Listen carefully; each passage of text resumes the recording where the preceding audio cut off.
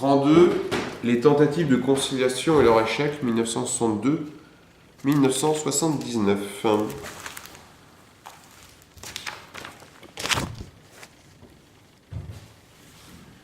Grand A, 1962-1975, la détente. Donc une détente est menée par les deux grands qui sont fragilisés par une contestation multiforme. Une partie du monde commence à échapper à la sphère d'influence des deux blocs. En effet, les indépendances en Asie et en Afrique font naître un troisième monde dont l'émergence transforme les relations internationales.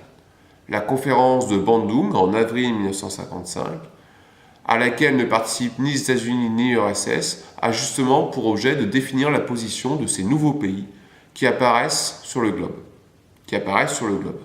Le Premier ministre Zhou Enlai, invité à la conférence, va en fait être l'un des protagonistes majeurs, puisqu'il va énoncer 10 propositions qui condamnent le colonialisme. La conférence est également l'occasion de réaffirmer la souveraineté de ces États qui n'ont pas accepté les diktats des États-Unis, de l'URSS, les nouveaux impérialistes.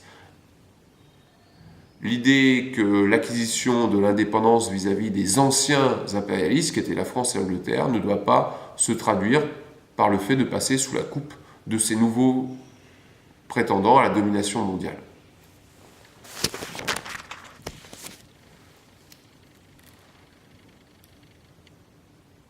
Ces pays ne se limitent pas à une définition politique, mais également économique. Ils n'ont pas de poids économique et politique, mais ils ont un poids démographique. C'est donc là qu'apparaît la notion de tiers-monde par référence aux tiers-États. Ce concept a été forgé par Alfred Sauvy dans un article de 1952. Ce groupe apparaît sans véritable cohésion et plus ou moins sous l'influence des deux grands ou des anciens colonisateurs. Cependant, ces pays présentent des vraies voies alternatives de développement, l'Inde et sa révolution verte, la Chine qui se détache de l'influence soviétique. Le monde arabe est traversé d'aspirations unitaires. Nasser tente de développer le panarabisme à travers la diffusion du modèle bassiste, un modèle laïque, moderniste et progressiste. Ce modèle concilie socialisme, modernisme et nationalisme arabe. Les pays exportateurs de pétrole, sous la conduite des monarchies du Golfe Persique, tentent de s'organiser pour relever le cours du pétrole, qui était très bas dans les années 60, et d'échapper à la tutelle des grandes entreprises occidentales. Les États-Unis connaissent dans les années 50 et au début des années 60 une prospérité économique considérable qui à la fois satisfait la population, dont le niveau de vie augmente, et permet à l'État de conduire efficacement la politique d'endiguement à l'échelle planétaire contre les soviétiques, que ce soit le plan Marshall, l'aide aux mouvements anticommunistes partout dans le monde, la course aux armements ou le rattrapage dans la quête spatiale. La deuxième moitié des 60s marque un retournement net de la conjoncture politique et économique. La deuxième moitié des 60s marque cependant un ralentissement net des progrès économiques qui finalement s'achèveront avec la crise monétaire de 1971 où Nixon la crise monétaire de 1971 et le crash économique de 1973. En 1954, les États-Unis s'étaient engagés à soutenir le Vietnam du Sud pour suppléer la France qui avait capitulé face aux rebelles communistes du Viet Minh soutenus par les Chinois. Selon la théorie des dominos de Foster Dulles, si un pays se convertit au communisme, il risque de contaminer ses voisins.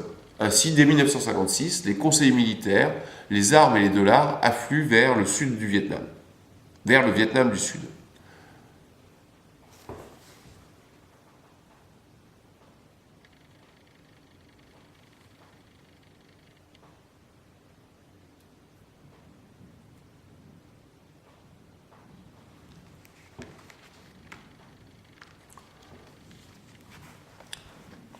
La guerre du Vietnam va profondément ruiner l'image américaine, mais également, au-delà d'une défaite militaire, ce qui n'était jamais arrivé aux États-Unis, le conflit du Vietnam présente des aspects de déclin sur le plan financier. Cette guerre a coûté très cher, mais surtout de l'opinion publique, que ce soit l'opinion publique internationale, choquée par les méthodes de l'armée américaine, qui jusque-là était dotée d'une image très positive, l'armée des libérateurs de la Seconde Guerre mondiale, l'image de la lutte contre le communisme totalitaire. Et là, c'est un véritable choc de voir les exactions et les crimes de guerre de l'armée américaine. Cette défiance internationale est aussi une défiance intérieure. Une large partie de la population, notamment la jeunesse, conteste l'action militaire américaine. Elle ne veut pas aller se battre aux États-Unis. Elle ne veut pas aller se battre au Vietnam.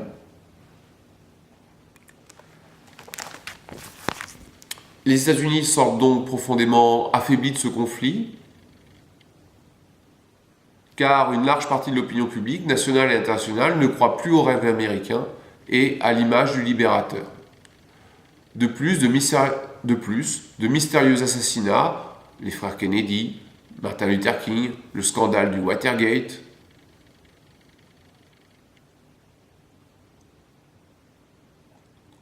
questionnent les Américains sur les pratiques du pouvoir du FBI ou de la CIA. Ils perdent confiance dans leur système démocratique et républicain. Au sein du bloc, la France conteste la domination américaine héritée de l'après-guerre. Le général de Gaulle, s'appuyant sur la découverte de la bombe atomique française en 1960, décide de quitter le commandement intégré de l'OTAN, 1966. À partir de là, il multiplie les piques contre la puissance américaine, vive le Québec libre, discours de Phnom Penh, etc., et poursuit en constituant un axe Paris-Berlin dans le cadre de la construction européenne, il construit un axe Paris-Berlin qui va être la colonne vertébrale de la construction européenne, qui s'affiche de plus en plus comme une concurrente économique à la puissance américaine. À la construction de l'Europe, une colonne vertébrale pour la construction d'une Europe qui s'affiche de plus en plus comme une concurrente économique pour les États-Unis. Le bloc soviétique est aussi traversé par une vague de contestation sans précédent. Devant les résultats économiques piteux, la population s'interroge sur le bien-fondé des réformes khrouchtcheviennes visant à rééquilibrer les plans quinquennaux au profit de l'agriculture et de l'industrie de consommation. L'appareil productif vieillit, l'incurie des dirigeants politiques et économiques surpasse la faible productivité des travailleurs. Le modèle économique soviétique est dans l'impasse à l'exclusion du complexe militaro-spatial. En URSS, la densité du système répressif,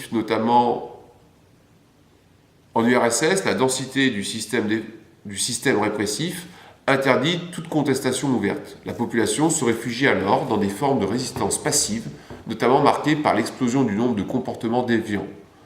Alcoolisme, absentéisme au travail, grève ponctuelle.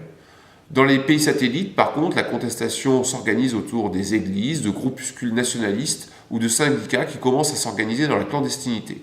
En 1968, à la lueur des événements qui se déroulent dans le bloc capitaliste, un mouvement de contestation libérale éclate en Tchécoslovaquie. Alexandre Dubček, leader du printemps de Prague, exige la sortie du pacte de Varsovie, le retour au multipartisme, la libéralisation de la presse. Malgré un soutien populaire indéniable, le mouvement est sévèrement réprimé par les soviétiques.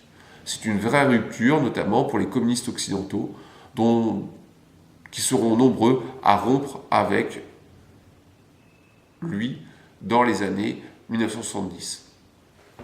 Cela marque le déclin du Parti communiste en Europe occidentale, notamment en France. Plus grave encore, la Chine de Mao s'émancipe de la tutelle soviétique. Elle présente un contre-modèle au sein du bloc communiste. Par son histoire, elle tend à devenir un véritable modèle pour les peuples coloniaux en lutte contre les puissances européennes et américaines.